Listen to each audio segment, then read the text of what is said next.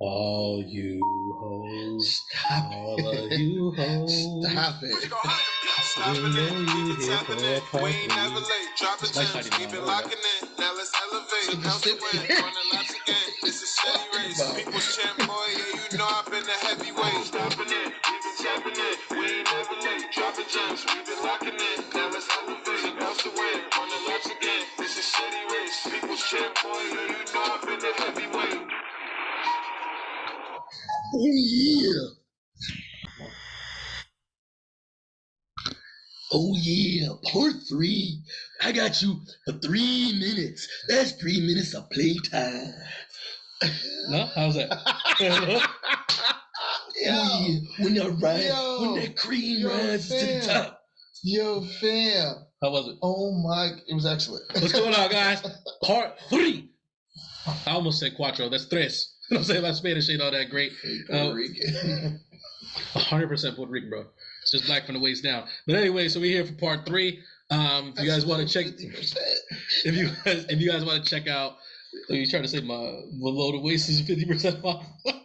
Anyways, part 1 was the digging into crates, where we talked about Drake's album Take Off. We talked about Duke Deuce. Part 2 was TV shows. We hit Andor, Abbott Elementary. Honestly, a bunch of shows. Check that one out. That was probably our longest episode. This 3rd episode, we hit that popcorn Papi. We got 3 movies for y'all for part 3. Don't stop, pop that. Let's get right into it. The first thing that we got, Werewolf by Night. That's what you want to start with? Why did you want to start with that? Stuff I have not seen. All right, so Werewolf by Night is a Disney Plus movie. It's a special presentation under the Marvel MCU banner. It is about, I wish I knew all the actors and actresses' names. They're all pretty, haven't been in anything super major. You just humming over me? That's what you doing? Humming that Jersey, I see. All of you, I'm telling you, man, like he gets in there, bro. He gets in there. You man. did it. My man. He did it. Werewolf by Night. Werewolf by Night is a Marvel show. It is about all of it's like the monster hunter underworld of the MCU. So like think about guys like around like Blade's level, like Blade hunts vampires. So like the Avengers and stuff, like they deal with the stuff up top, they deal with the people that come from space, with the Thanoses and all those things, but like the people that we're talking about are the people that are dealing with like the lower level threats, but like the supernatural levels. Mm-hmm. So they deal with things such as vampires and things of that nature. So what we have is we have a congregation of the monster hunters. There is an artifact called the Bloodstone that is owned by a family called the Bloodstones. And the father or the head of this organization winds up passing away. So now the question is, who gets the Bloodstone? They're not 100% clear about like what the Bloodstone does. It does a lot of different things in the comics, but like one of the things that we see for the most part that it does in this movie is that it identifies monsters. So things like vampires who can look like regular people, or werewolves, or things of that nature, like the Bloodstone will reveal that they are in fact monsters. It also causes them pain in some way, shape, or form. So like they have kind of like a hunt. You look very confused. I'm just listening. Okay. So they have like a hunt. So they bring forth all of the premier monster hunters. The 2 main people that we focus on are Elsa Bloodstone, who is the daughter of the guy, of the head of the organization who passed away. But like you can tell she's very anti the organization. Like she's literally just there to get the Bloodstone and go. And then the other one is Jack Russell. And it's like, they all are very much monster hunters from different regions. Like there's one from Japan, there's one from London, there's one from and they all have like their different weapons and things that they do. So they organize this hunt where there's a specific monster. It's kind of like a maze almost set up, where it's like there's a monster that has the Bloodstone on them, and it's like whoever defeats this monster will then earn the Bloodstone. Okay. That is the crux of this movie. Okay. Do you have any questions? I feel like there's some questions to have had in it. Do I need to see this movie? I think it's very good. I think it was good. I don't think it's great. Okay. I know that there was a lot of hype about it. Like people loved it. It's in black and white. It's very much paying homage to like Casablanca? like I would say like old school like Nosferatu, werewolf movies that are in black and white, but it is shot very well. There are some creatures that are in this, or like some things or some people that we see that I would not be surprised if they pop up in other Marvel stuff. The movie's very short. It's only like 55 minutes. Sounds like the Mod Squad. It's it sounds exactly like that because that's pretty much what it is. I don't want to tell you like who we might see because That's like that'll a gem spoil. too for y'all who haven't seen that. The Mod Squad stuff. Um, Kick him in the nards. Wolfman don't got nards. Why'd you turn that laughter to the side? Go ahead and let that out. The Werewolf by Night is Jack Russell, who's like kind of the main. He's like pseudo main character of this movie. Like, and you know see what I think you can assume why he's called the Werewolf by Night. Mm-hmm. But like in the comics, these monsters are usually they run together. Like they're almost like Scooby Doo-ish type of people where it's like they kind of run around and solve other supernatural mysteries, and it's like they have their own Frankenstein, they have their own vampires, so on and so forth. That it is like you said, like the Mod Squad. It's like it's very much like that. The Mod Squad. But I did think it was pretty enjoyable. It's a pretty quick 55 minutes too. Like there was a point I was like, damn, it's already over. It felt like I just watched like an episode. 55 minutes? Yeah. Where'd you watch it at? It's on Disney Plus. Okay.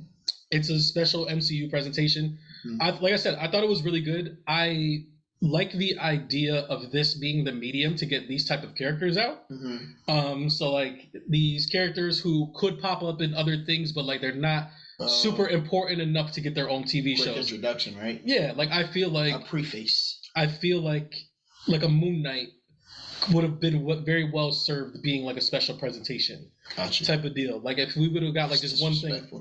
No, I'm not trying to be disrespectful. Like someone obviously at home in their white Scully with the moon on their forehead. Like how dare he?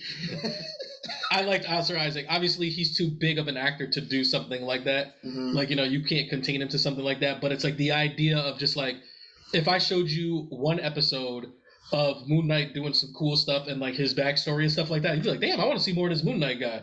I feel like that's what this does for the Werewolf by Night, and some of the other characters in here. I know that we're supposed to be getting kind of like a Midnight Suns type reunion, which those are unfamiliar. That's like it's almost like the Supernatural Avengers.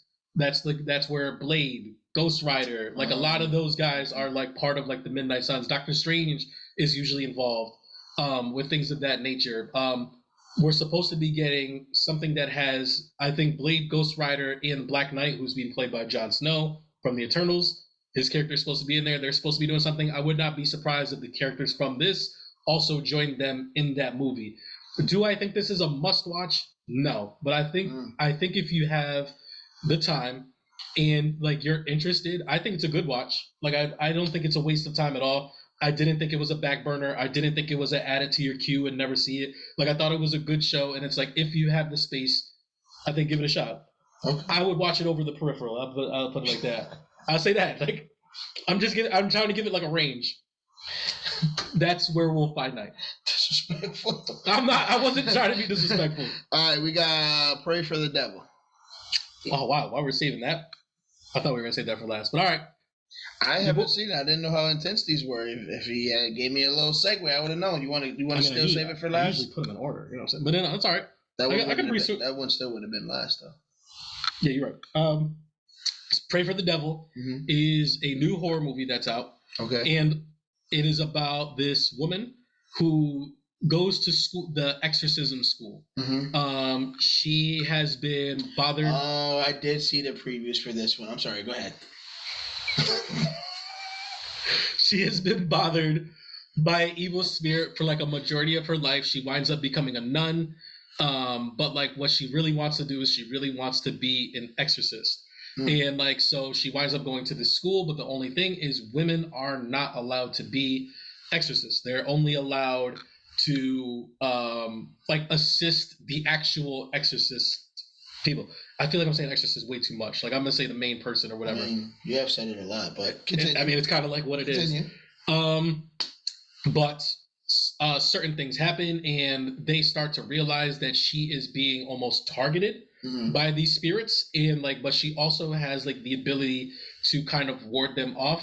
So like they kind of realize, they're like, well, maybe we should probably make this exception because she clearly has like some sort of feeling for this.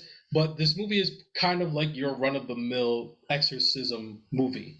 It's like there's a spirit, they have to try to get it out. This demon's very difficult to get out, and then it's like, what are we gonna do? Like a lot of that type of stuff. There's a lot of like Poltergeist. I mean, I want to say bootleg. Like, I don't think this movie was bad, like in any sense of the word. But You like, saw this in the theater? yeah, I saw it in theater. Okay. I don't think that it was bad, but it was just like, if those movies aren't your bag, then it's like, you know what I mean? It's gonna be like, it'll be like, meh. I wouldn't be surprised if this is on like TNT or something like that. Sheesh. Like it's not like a Conjuring level type of movie. Like Conjuring is like a lot. Like there's a lot more to it. Like I think the actors are also like a different caliber. The girl who's in this, I want to say this is her first major role she's ever been in, but I thought she was really well in it. Like I've never seen her in anything else. Did you ever watch Arrow? No, I'm gonna look up the cast for you right now. You never watched Arrow, with the Green Arrow? You failed this city. No. All right. Well, I was gonna say. Want to ask me again? Did you ever watch Arrow, the CW show? Yeah. Okay. Never. But that guy right there plays this Oliver Queen's stepdad. Oh yeah. I'm trying to think of where I know him from. He's in a bunch of stuff. He's pretty much always sophisticated British guy. That's what he is. But he's like, he's clearly like Middle Eastern or whatever. London Has Fallen. Of course, that's what he's in. Right. But he plays like the head exorcist. For the most part, I don't really know what else to say about this movie besides the fact that it's an exorcism movie. So like, I think this will be pretty brief. So like, if I was to put this like on the nasty scale, where it's like, is it full price, matinee, $5 Tuesday, stream it and skip it? I think it falls right in that matinee $5 Tuesday range, and I think I'd have to put it in $5 Tuesday. But like, I did not think that this movie was bad in any sense of the word. It was just one of those things where I was like, I've seen this before. Gotcha. There's not much newer things that you can do with this stuff, like the subcategory of horror movie. So but not a quick turnaround. No, it's not a quick turnaround. Unlike our boy G Head over at Custom Merch on IG and Etsy, where if you go to Etsy, type in Custom Merch, find the promo code Heavyweight Bros, HW8BROS. It'll save you 10% off your order because the more you spend, The more you save. With that being said, our third movie. I don't know why I put up 4. I got you for 3 minutes. That's 3 minutes of playtime. Yeah. Our third movie was the Redeem Team documentary. The Redeem Team documentary. I mean, it's everything I thought it was going to be. It was everything I thought it was going to be. At some points of the show, I did feel like it's something I've seen before. Because we were there. That too, but like I just feel like I've seen clips of this and other documentaries before. But I like the way they elaborated. I like the way Kobe had his moment, and I love, like, for me, the same way as it was in the trailers. Like, it don't get no better than Kobe saying he gonna run through the chest of Paul Gasol. Like, that was fire. That was pretty bad. That was fire. And then LeBron's reaction to, like, we about to beat Spain to the floor. Like yeah, that's the type of motivation you want from your team. But I like, you know, the rise, the fall to the rise again. It was pretty dope to see that, and the members of that team that got to appreciate that. So for those who don't know, it's a Netflix documentary that follows the 2008 Olympic team that we sent over there. This is immediately following the Olympic team that we had sent out for men's basketball that came back with the bronze medal. Yeah. And they put together. What were they called? They called them something disrespectful because you know they give every team a name. Yeah, it wasn't. I couldn't remember either, but it was like it was something weak. Yeah, but it was like they had Allen Iverson, Tim Duncan, Shawn Marion. It was a really weirdly put. I think Stephon Marbury was on that team. It was a very weirdly put together team, but it was like this is like they brought in a whole new regime. They brought in Brian Colangelo, Coach K, and it was like they're just like, we're rebranding USA basketball, and we're making it a thing that like people want to join this. And like the first thing that they did was go get Kobe Bryant. Yep. They brought back a lot of the guys that were rookies during that time, which was the LeBron, Melo, D Wade, who had ascended to superstardom at this time. And it's just like the run that they went to win the gold medal. I mean, it's not a spoiler because it's like it's history. I remember vividly watching this as it was happening. I was very, very invested like in those Olympics. This is also the same Olympics where Mike Phelps won a million. Like he won like what 8 gold medals, 9 gold medals. I thought that was dope too, because I never knew that part of like how many different basketball players were going to watch other athletes in their sports and cheering for them and stuff like that. So, that's the thing. Because they like, kind of had to go out of their way for that. Yeah, because I was like I said, like very invested like at that time. So like I remember like they would always pan over to the crowd and be like, oh, like here goes the Team USA supporting stuff like that, and then it would be the opposite too, where like Michael Phelps came to some of the basketball games and like there was a lot of like that going around where it was dope. That's so cross pollination maybe. I don't think they're pollinating. There's 2 things in this documentary that kind of bothered me though. Okay. 2 things that they didn't touch on, and I was just like, I want to know why they picked these players specifically to like, I don't want to say disrespect, but to like not expand on. Chris Paul, who was very, very important to that gold medal team. Yes. And more importantly, Dwight Howard was insanely important to that team. My goodness, here he go on this Dwight Howard soapbox. You know he's playing overseas now, right? No, I didn't. I saw a posting that said like he's continuing his career in Taiwan because he's not on the NBA roster right now. Yeah. I'll double check on it, but go ahead, get on your Dwight Howard. At that time, like there was like a big thing where it was like who's going to be the big man on his team, because it was like Chris Bosh was on the team, and I think like the other one, I want to say Kevin Love was on the team like as well, and like they didn't showcase him at all, but like Dwight Howard was like a big anchor for that team. He didn't score a lot of points or anything like that, but like a lot of the opposing teams would say, like, you know, like in their interviews, like when they used to get stuff like that, they that would be their thing, was like, well, Dwight Howard down there, that we can't even get into the paint. Like we have to shoot all these shots. We have to do all this stuff. Like this dude is like insane. And it's like once they figured out that rule too, where you can kind of goaltend, like once the ball hits the rim, like you smack. Like Dwight Howard was amazing at that. And it's like I feel like they never really talked to him or talked about him like at all. Like they talked about like the assembling of that team. And then the other thing was how important and vital Chris Paul was. Like Chris Paul was like an orchestrator of like making sure that everybody was fed. Like he, like the other point guards, not only could they not guard him, they couldn't get past him for the most part. So it was just like he was completely eliminating these other teams' point guards. So like those were the only 2 pieces where I was just like, why are they playing with them so crazy? That? Taiwan's Taoyuan Leopards? Taiwan? It's a good try. That's a good try, but that's where your boy Dwight's at right now. Okay. I thought the Kobe Bryant stuff was handled really well. As you know, like I've never been like the biggest Kobe Bryant fan, and it's like I really don't like. Why is that? I don't know. I just don't like the way that like he goes about playing team basketball. Like I feel like the way that he plays basketball, like if I played on a team with somebody like him, like I would not like to play with him. I feel like if my kid played like him, like granted, like his skills, all that stuff is otherworldly. I'm talking about like just play style in general, like, you know, putting all these other shots up, like not really looking for other people. It used to drive me insane.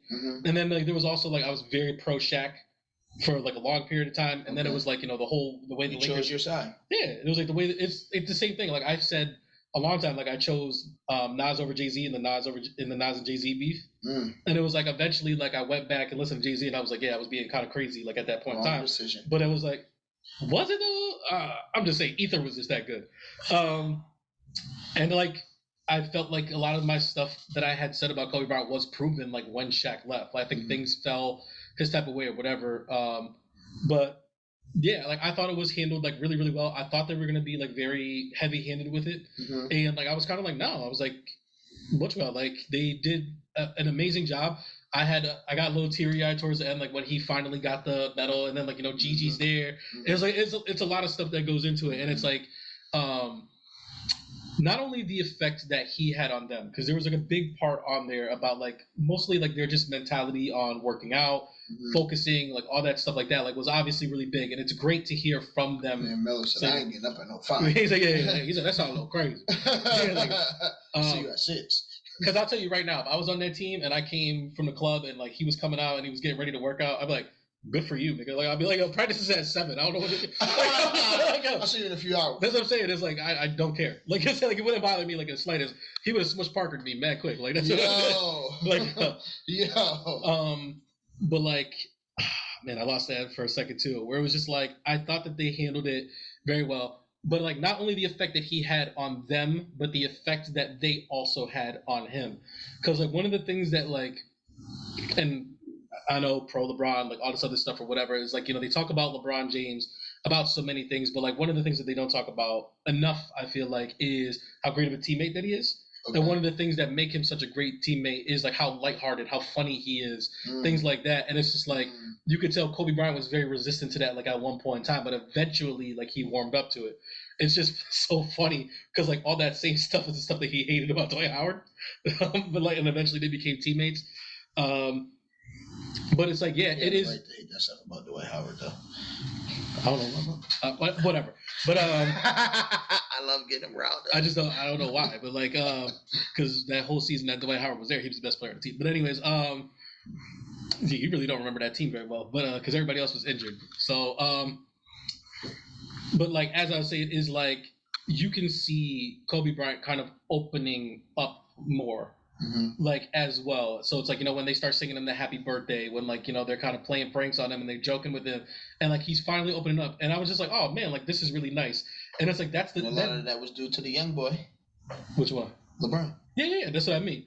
And it's like, and I think that's another thing too, is like Kobe Bryant just seemed like a stick in the mud to me, and it was like I had the same feeling about Michael Jordan because like I remember I used to watch like a lot of things. I'd be like, Michael Jordan seems like an asshole. And I was just like, granted, like he's an amazing player, and like I would love to play on his team because I'd love to win 6 championships. But I was like, yo, he's got to be like an annoying person to be around. That's what I've been heard.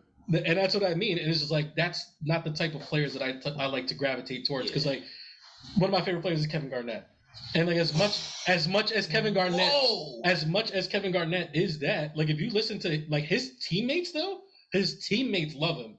The opposing team is the one that hates him because they're like, yo, this dude. Two worst things you've ever said. What, did I love Kevin Garnett?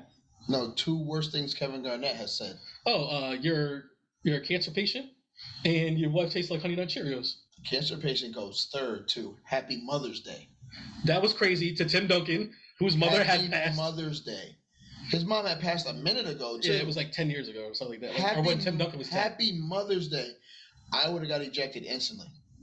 It would have been a suspension. He knows who to say that stuff to. You say to Tim Duncan, and Tim Duncan's not going to swing on you. Because, like, want to know what? Tim Duncan won that game, too. He put 30 and 15 on his head. Listen, man, don't disrespect the big fundamental. Because for all you people that like to say that Kobe was the best player of the 2000s, it was actually Tim Duncan, if you really think about it. Really go back and look at it. The man by himself won 70% of the games that he played in. Think about that. Think about that. Anything to not be Kobe? What do you mean? What? Huh? He did beat Kobe. No, I said anything to not be Kobe. It wasn't Kobe. Like it wasn't. Like when was it him? Tell me right now. When was Kobe Bryant the best player in the league? I'm not gonna go down this rabbit hole. Right. I'm not gonna go down anything else? I thought the Redeemed documentary was great. Yeah, I would have saw it. I would have saw it in the theater. I thought it was just that good. I absolutely loved like that period. I thought that they covered it great. I know like LeBron funded this. So like I feel. I didn't know that. Yeah, like that was like the whole thing. Is like I'm pretty sure it's like a production from like his team, and like that's how he got like Dwayne Wade and everybody to be in it and all that type of stuff. And I think a lot of the proceeds went to Kobe Bryant's foundation. That's dope. And stuff like that. That's dope. But unless you have anything else to say, that is the end of Popcorn Papi. What's today? Today's Wednesday. Well, it's officially Thursday.